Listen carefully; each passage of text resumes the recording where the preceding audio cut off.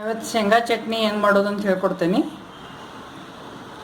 ಈ ಶೇಂಗಾ ಇದ್ರಾಗ ಬೌಲ್ನಾಗ ಜಾರ್ನಾಗ ಹಾಕ್ತೀನಿ ಒಂದು ಬಟ್ಲ.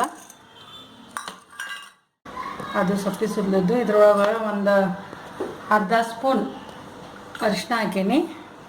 ಆಮೇಲೆ 2 ಬೆಳ್ಳುಳ್ಳಿ, ಇಷ್ಟು ಅಲ್ಲ ತೊಗೊಂಡೇನಿ. ಇದೆಲ್ಲ ಸ್ವಲ್ಪ ಕಟ್ ಮಾಡ್ತೀನಿ. ಆಮೇಲೆ ಇಷ್ಟು ಕೊತ್ತಂಬರಿ ತೊಗೊಂಡೇನಿ. ಈಗ ಇದನ್ನು ಇದಕ್ಕೆ ಹಾಕ್ತೇನೆ. ಇಷ್ಟು ಸ್ಪೂನು ಖಾರ ಹಾಕ್ತೀನಿ, ಪ್ಲೇನ್ ಖಾರ 1 ಚಮಚ ಹಾಕ್ತೀನಿ.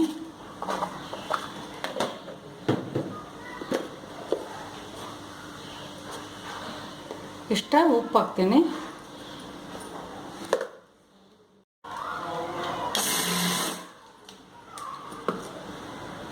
ಈಗ ಇದಕ್ಕೆ ಎಣ್ಣೆ ಹಾಕ್ತೀನಿ. ಒಂದು ಅರ್ಧ ಬಟ್ಲ ಎಣ್ಣೆ ಹಾಕ್ತೀನಿ.